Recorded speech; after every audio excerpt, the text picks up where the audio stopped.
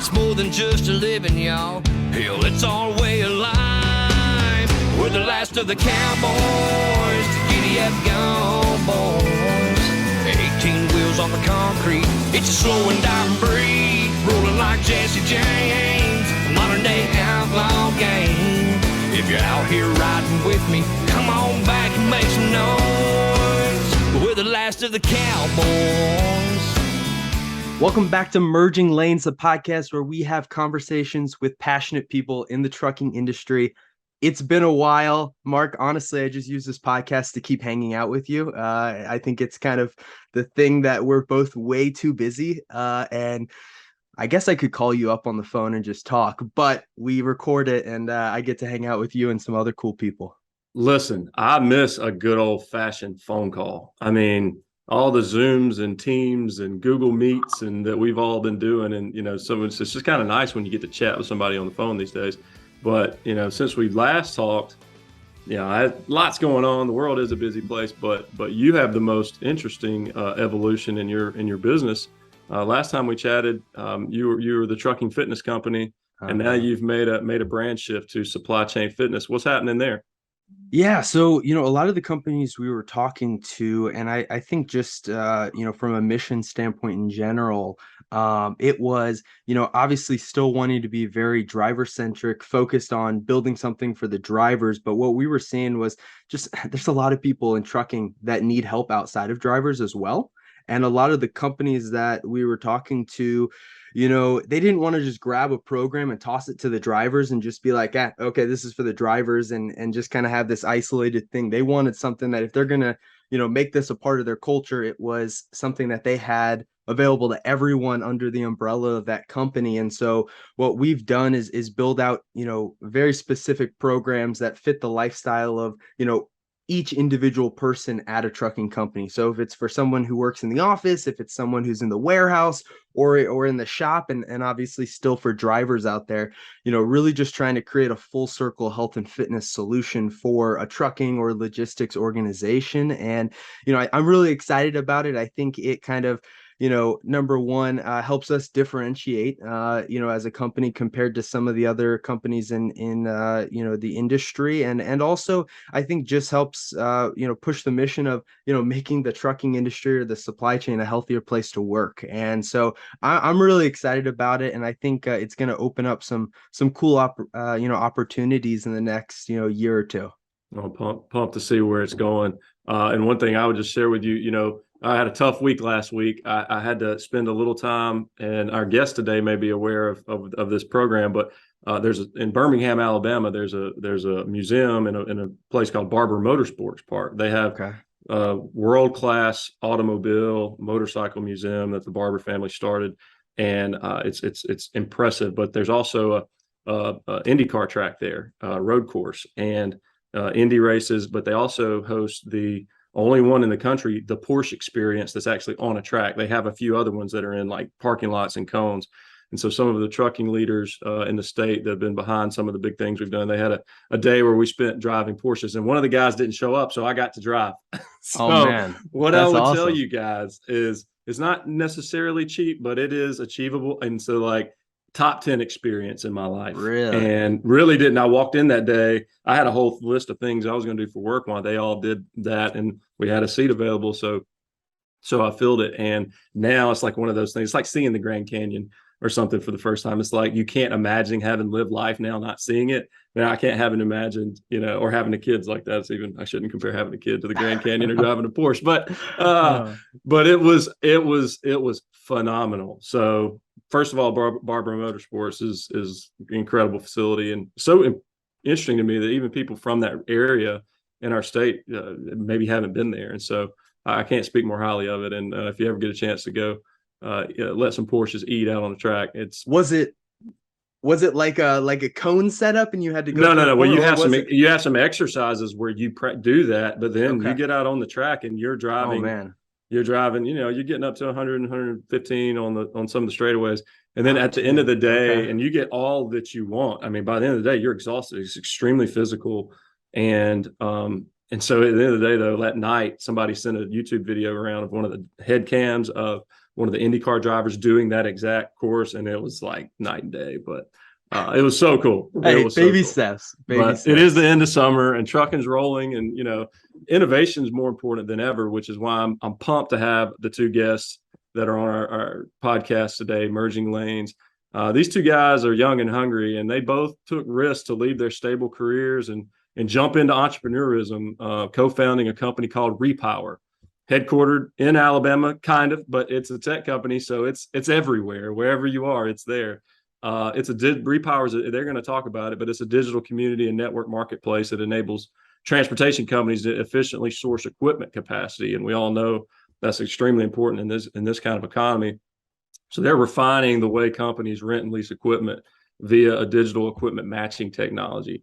So it's my pleasure to introduce two friends of mine straight out of Birmingham, Alabama. We welcome Patrick Visintainer and Spencer Ware to Merging Lanes. Guys, thanks for being on the show. Thank you, guys. Appreciate you having us today, and look forward to our discussion. Yeah, thank you, guys. Well, both of y'all are very passionate people. As I've spent some time with you to learn a little bit about what you're doing, and so Mark and I, we've been able to host some really cool people on here, and especially those that have an entrepreneurial bone or a spirit. But you guys have more than a bone or a spirit, just like Monera here. I mean, you went all in, and would really appreciate people who bring those new ideas and how they make a difference in a marketplace or in society. So let's get out of the gate and just talk about your personal journeys to leave your stable jobs and chase this dream. Yeah, definitely. It's probably the most stressful thing, but the greatest thing I've ever done. And I think Spencer would say the same. And it's been a wild time, but we've learned a lot. We've grown a lot personally, as well as our company at Repowr. The supply chain's an absolute mess, from the good to the bad. There's a lot of moving parts. So I think that we started it at a really good time, and been able to take advantage of that. But starting with the journey, I graduated at Auburn University in supply chain management.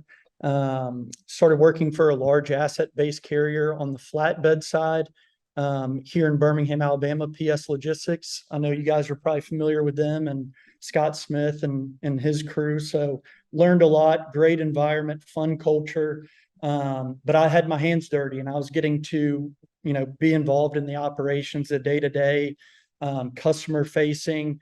And when you look at trucking, there's a lot of different business segments that go into it, and a lot of different hands that are in the pot trying to make the wheels continue to turn. And saw a lot of the inefficiencies and downtime and the things that were going on just to kind of keep freight moving in our equipment. And, initially that's kind of where Repowr was thought of. And then my buddy Spencer, who's here as well, he can tell you a little bit about his background, but we spent a lot of time just talking about, the challenges that he saw and I saw, bringing up different ideas. And then we fell on Repowr, and that's what's gotten us here today. But we spent probably a year and a half researching the supply chain, the current state. This was back in 2019, really understanding what was going on in the market, where we thought the future of the supply chain would be heading, and make sure that our idea was actually a business model that we could continue to develop and implement changes for everybody involved. And so after that research, we got together with large carriers and just kind of talked to them about our ideas. And really, like Dwight, Chris Cooper over at Boyd Brothers, they were a big help for us. So a bunch of Alabama Trucking Association groups, McLeod, and just talking with them about our ideas, and the feedback we got was tremendous. We understood what some of their problems they were seeing, asset utilization, and just all the volatile swings that the ecosystem sees every other day. So it's been a journey, but it's something that we're very lucky, and we're having a blast. Spencer, how about you?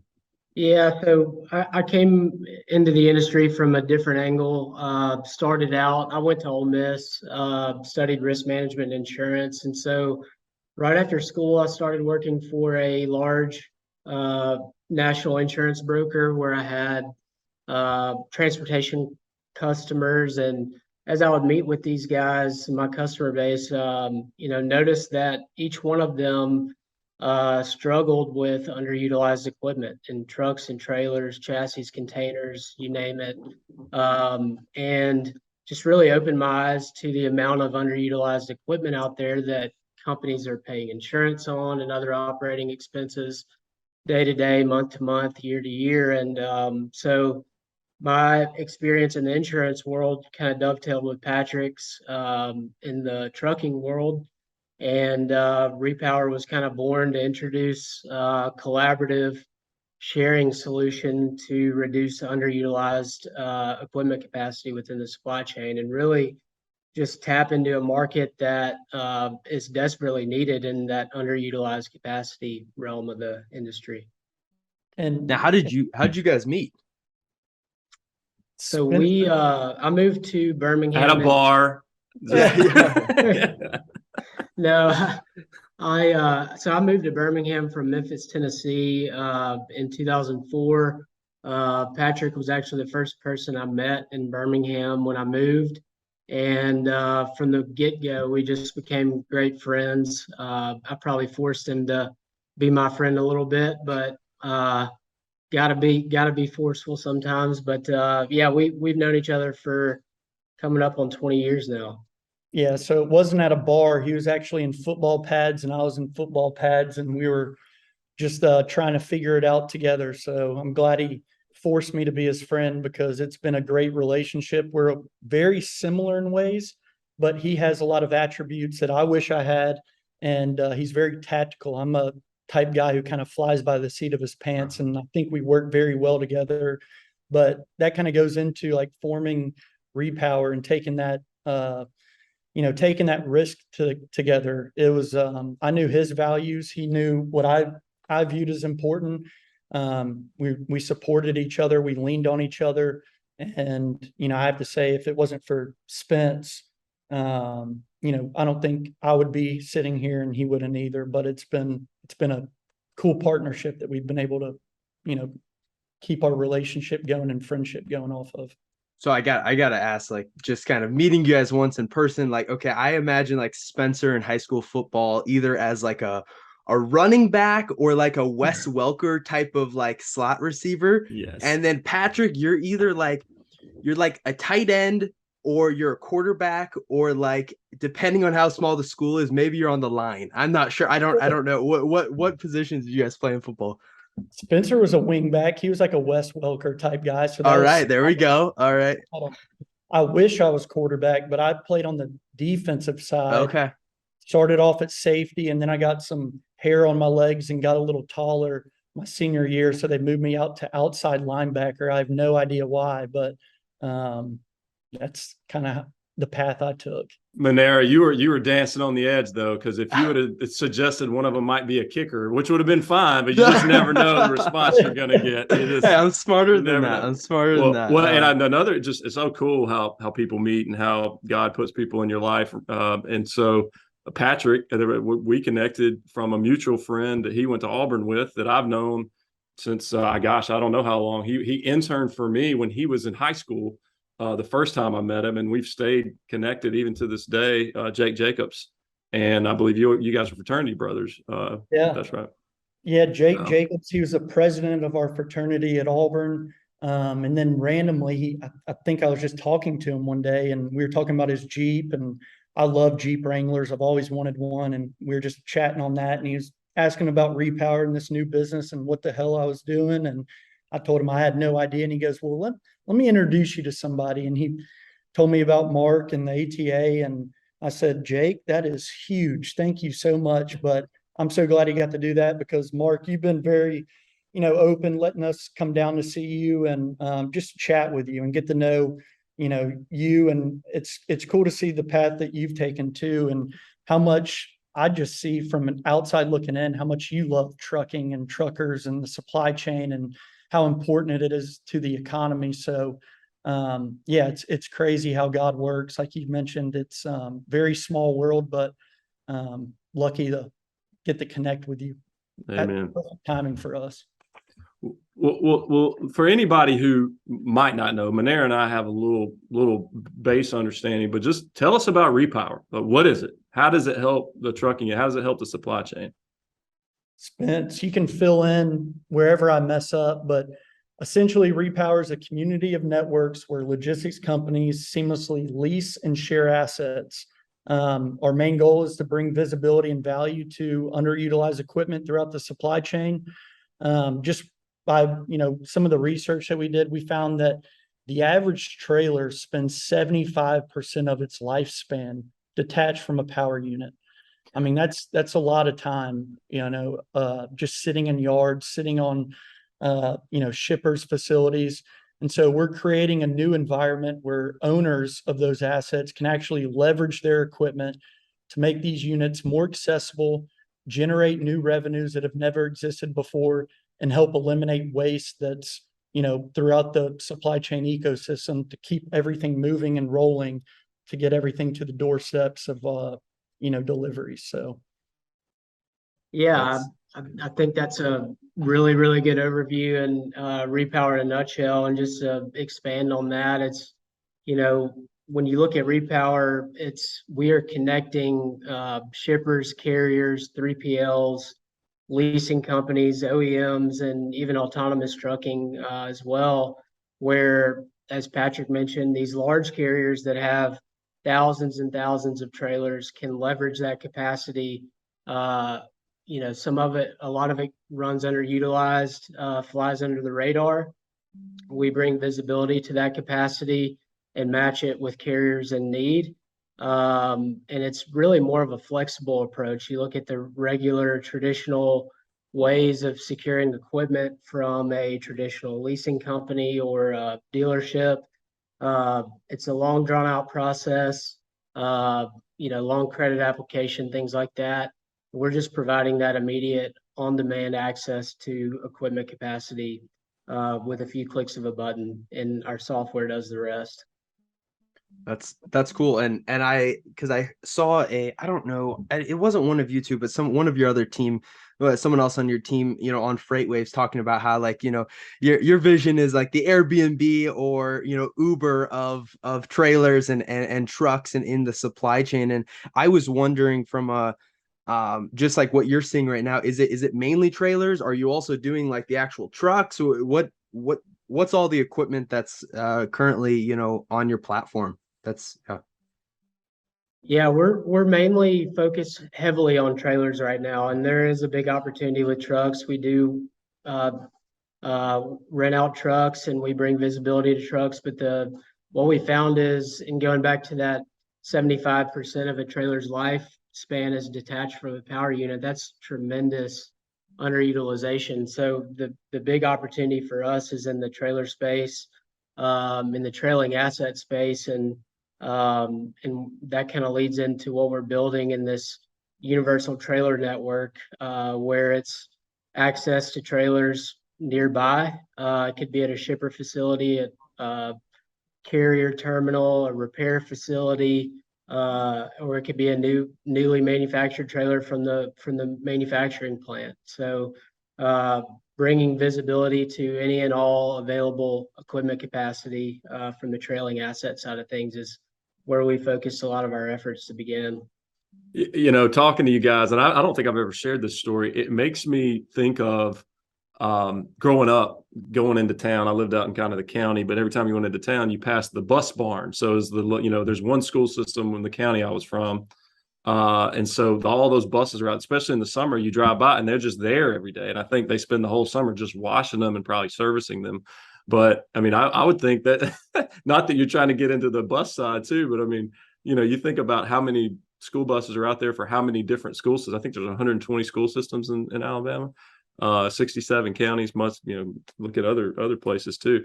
I bet they have an asset utilization problem as well, how to maximize that. But that makes me think of that and like, I I can't even tell you how many times I'm driving on the interstate and the trailers are now used as as advertising because they're just sitting there on the thing and they've got, hey, you want to drive for us? Call blah blah blah blah blah. Yeah. And it's like, well, if they could be making some money off of that, it probably would be better for business. But that's really cool. And I know there's obviously a lot of problems that from a organizational standpoint on making sure, you know, where if a company says, hey, we've got a trailer here, it's actually there and able to all of that. Because I know some of our members have talked to me about just the frustrations of, hey, we've got something to pick up at, you know, this yard. I'm gonna head over there, and then they drive 3 hours there, and then there's nothing there, right? And so what it has that been a struggle at all, or what have you found, you know, when you're partnering with some of these companies,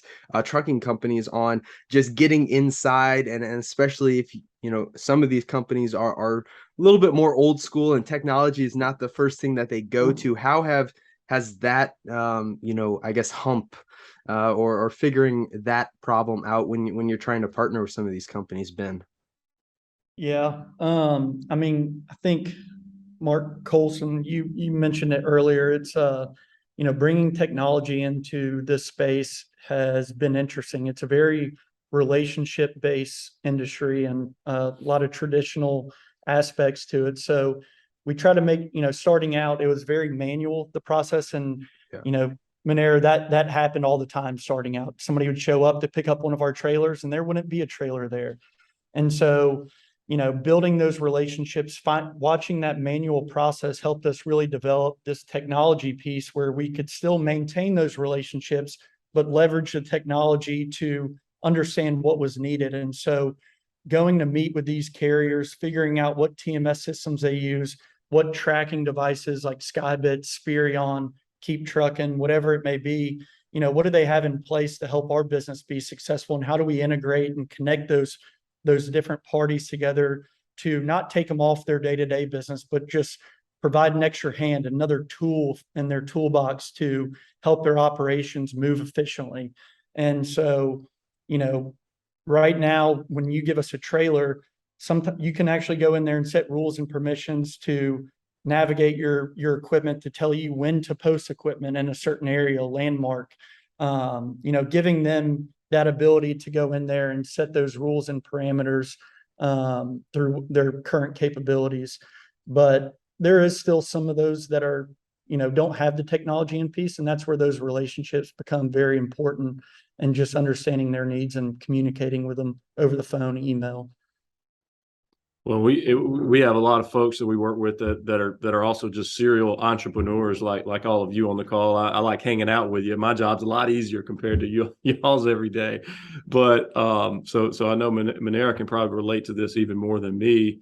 But since you made that decision several years ago, and you've I know gone through a number of evolutions as you're servicing some of the largest trucking companies in the country now with your product. But talk a little bit about kind of those personal challenges you've gone through of, you know, running your own company. You are your own boss, building your team, just all those challenges that create a lot of stress, but also create a lot of opportunity. And you probably have some probably your families could probably share a little insight on that as well. Yeah, for me, it's the biggest challenge for me is just we obviously have a big opportunity at hand. We're on to something big, very needed within the overall global economy and the supply chain, and just executing day to day is our number one focus. And with that, some things, priorities and personal life and business life, you know, fall to the wayside. And so just maintaining that work-life balance, I guess you could call it, and you know, having that environment where you have no distractions and are able to execute day in and day out is my biggest challenge. And you know, it's so the personal aspect of it is very challenging, but it's also very rewarding, and it's very the community around both Patrick and our families and loved ones, they've been great. So that's probably my biggest challenge. Yeah, and I would just add on to that, like I remember the first time Spencer and I decided that we were going to do this, we called a meeting with his parents and my parents, and they looked at us like we had 5 heads on our shoulders. What are you doing? What are you going to do about your 401k? What about health insurance? And, at that time we were 28 years old and we were like, what is health insurance? We'll figure it out. But we do have a lot of support, and my wife has been very supportive. She believes in me. She trusts me. And so I'm lucky to have her. But they got behind us and they were able to, just say, go give it a shot. And the biggest regret that I always thought about was not what if Repowr fails, but I don't want to look back, 20, 30 years down the road and say, what if? That is the biggest regret to me. And we've been so fortunate to grow together, learn about different aspects of just building a business, getting to meet all these different people, and just make these connections. It's been something that I would never have had the opportunity to do if it wasn't for Repowr and putting ourselves out there. So just having supportive people around you, believing in your team, believing in each other. And, I would say, I think Spencer would agree with this. I think we've lost a lot of friends. We don't keep in touch with a lot of people. So we've got to continue to keep that friendship going between us two. But it's been a struggle, but we're very grateful for it. Yeah, well, and I'm reading this book and it talked about that, like you just said, like the what if, and it's like shifting that mindset from the what if to even if, and it's like, even if this happens, I'm gonna figure it out. You got a support system, and worst case scenario, you go back to the insurance world, you go back to a trucking company, and life goes on. But the outcome of like you said, the huge opportunity that you guys have is really cool. Are you guys staying up with your fitness? I gotta ask. I all right. Sun's out, guns out, baby. Okay, there we go. All right, good. You gotta keep yourself sharp. Well, go ahead, Smith. Oh yeah, I mean, we both love to work out, keep exercise. Patrick's a little better than me about it. I get distracted or I get focused on something, and next thing I know, I didn't work out that day, but I've at least have it on my schedule every single day. So Whenever I look at working out, like it's more of a mental thing for me. It helps me 100%. get all the mental stuff that gets jumbled up in here out and just kind of refocus and go back to my personal life after work. I used to like working out before work, kind of gets your day going, but I kind of like it after because it kind of breaks me away from work and gets me back into my personal life. And that's what I love about it. But yeah, it's also not bad to look good. My problem with working out after work is like I get going and then my whole day's filled up, and then like after I get done for the day, I shut my laptop, and that's like Amanda and my wife and I's time. Like that's like trying to make sure that relationship. And if I work out after work, then it's like, all right, now that's pushed to like late at night, and then it cuts on that. Everyone's tired and blah, all that stuff. But you mentioned Colson, you said you like phone calls, and I've been liking getting away from Zoom and going on the phone because I can get outside. Patrick, you look like you're stuck in a basement right now. I'm stuck in a side room, and it's like, okay, hey, if I can get away from Zoom, I can go outside, take a call, and walk outside for 10, 15 minutes when I'm on the phone, and at least move a little bit. Yeah. And I think the best time to work out is the middle of the day. And I've never really been able to do that. Yeah. And it's so hard if you're in an office environment to break away. You got so many things, you're rushing to get back, all that. But mentally for me, like getting a few good hours in the morning, taking a break midday, and then come back, getting a few great hours in the evening and afternoon, that's ideal. It's never going to happen in my life. For some reason, I've never been a morning person, but I've had to do like early morning activities my entire life, from working at my dad's tire shop to sports. And now, like I went this morning, and I don't like getting up that early, but it's the only time it's going to happen. But one of the things you guys talked about, I mean, I can certainly relate. Having that support structure around you is so important. That people that believe in you, that pick you up when you may be feeling a little down from a day. Or straighten you out when you need a little straightening out, giving you some good perspective shaping. And I certainly can relate to that. But also, Spence, you mentioned the focus aspect of it. And I'll tell you, just a struggle for me, you know, with a family and a kid and work, with so many different things going on. It's not one single thing. And I know you all are in that same boat.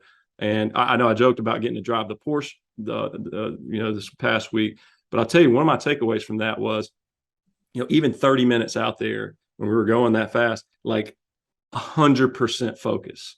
And I didn't realize it till I finished, because I asked one of the guys, like, how long were we out there? Because I didn't know if it was 15 minutes or an hour and a half. I really had no concept of time. And that's one of those things I really enjoy snowboarding, because it's the same way. It's like, you got to be locked in or hurt yourself. And, whether it be with family or work, that's one of those things I've tried to be intentional about. There's a lot of good resources out there, but that support structure and then that ability to truly get into a focus zone, it says as we age and as more things get added to our plate, that's super important. So I just encourage all of us to fight that battle together. Yeah. And how big is your team at Repowr now? We've got a team of 14 now. Nice. That's awesome. Awesome. And Yeah. now how does on the back end, how, like, is that a struggle on, how has the dynamic shifted with your two relationship from like day one to now, the organization of like, okay, who's managing this group, who's managing that group? How has that been handled? We've definitely spent a ton of time on that. And first and foremost, it's like, what kind of culture do we want to build, and what kind of values do we want the people coming onto the team to have, and making them make sure they feel a part of the journey and the vision. So that's been really important. And I think we've done a great job of getting those right individuals on the team. But something Spencer and I have been spending a ton of time on lately is we are very flat, right? Like, being a young company, we're all answering the phones, and now everybody's in on that one problem and everybody's trying to solve it. And then we're all becoming unproductive on the other end, right? Because we're all trying to communicate on this one topic. So we've spent a lot of time on that organizational structure and making sure that those responsibilities were more defined with each of our employees and everybody's, job roles. So probably in the past couple of weeks to months, we've put a lot of emphasis on that, to making sure that those were, really defined and everybody knew their lane. And if we stay in this lane, we'll reach this next step, and then we can go here and here. And so that's been a big priority for us.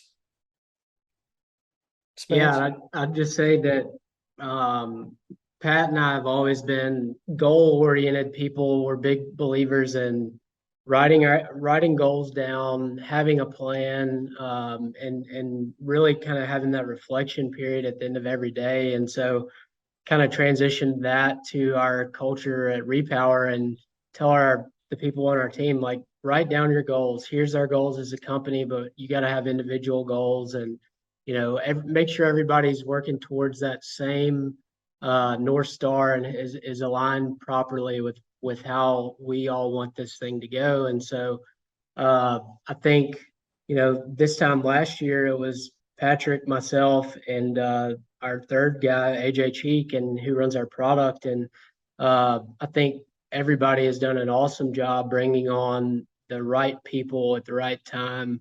Our team is phenomenal, executing day in and day out, and just everybody's willing to go to war with each other. And that's super important at our stage, and really any company. And it's really, really neat to see. So great job to our team on that.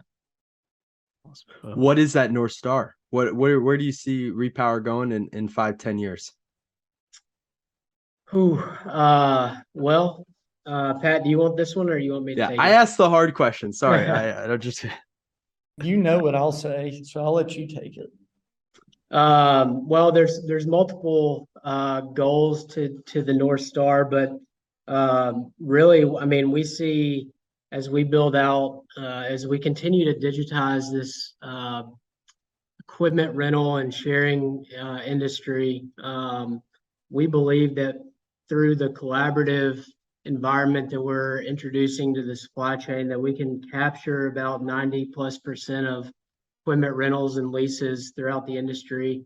And that's working with everybody. We're working with leasing companies, carriers, OEMs. So, we really just are focused on building that community where people go to source equipment, whether you have it and you want to get rid of it or rent it out, or you need it. We want to be that go-to one-stop shop, just like Airbnb's done for the travel industry or Expedia's done for the travel industry. Very similar type model there. And Pat, you can fill in any gaps. No, I mean, it's just, you look at a asset-based trucking company, right? They utilize those assets for their drivers, their business, their freight. Most of the time, the majority of those have a brokerage arm as well. So if they can't cover freight, they give it to their brokerage arm. Then they have to go find somebody to live load it, or a broker or whatever. I mean, another outside third-party carrier. So what if we can help them leverage those assets in their current inventory? If they can't cover it, they can use those assets to bring on other carriers, third-party carriers, and we just control that whole chain of custody process where they have the documentation in place. They know when it's going to be picked up, delivered, the inspection process, so that 3 months from now, when that trailer arrives back at the shipper facility or back at their terminal, they know who had it, what conditions it was in, and just making sure they have that all in place. So helping them to leverage those assets to create better, a more strategic business model and keep everybody rolling throughout the supply chain is really what we think we can do. And it starts very small, but the goals are very important for us, like Spencer said.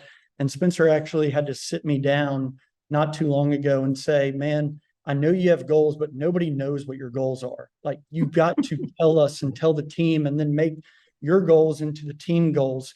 And that was a tough conversation, but I'm glad he did. And so we're very, very focused on goals. I mean, I've got a full focus planner where I look at, daily, weekly, monthly, quarter, and yearly goals, both work related and personal. So it all, it happens in steps, and you got to take those steps together to get there. Awesome. Well, you guys, this has been a rich conversation. I could talk for 2 hours with you about, your goal setting, and probably one of the things we've all shared the most was just the people aspect of any business, whether you're running an association, both on a customer side and an employee side. It's everything, no matter whether you're a tech company or you build trucks or you provide fitness solutions. I mean, the people aspect of whatever we do is always the most important thing, and it's always the hardest thing at times to get right. But once you do, it's the most rewarding. I know for me, like, being part of a highly functional team is one of the most rewarding things in life. Being part of a dysfunctional team is one of the most frustrating things in life, and I've been on both. Well, thank you guys for coming on Merging Lanes. Manera, you get anything to close? But just these guys are awesome, man. I can't wait to see what happens with Repowr. Yeah, thank you both for coming on. I'm excited to share this out with everyone, and yeah, I appreciate it. Well, thank you, guys. Always good to catch up with you. Thanks for your time. Thanks for the invite, and thanks for letting us share a little bit of our stories. But keep trucking, and hope to see you guys soon. Peace. Yeah, thank you, guys. All right, go check out Repowr. All right, until next time, we'll talk soon. It's more than just a living, y'all. Hell, it's our way of life. We're the last of the cowboys, the giddy up gone boys. 18 wheels on the concrete, it's a slow and dying breed, rolling like Jesse James, a modern day outlaw game. If you're out here riding with me, come on back and make some noise. We're the last of the cowboys.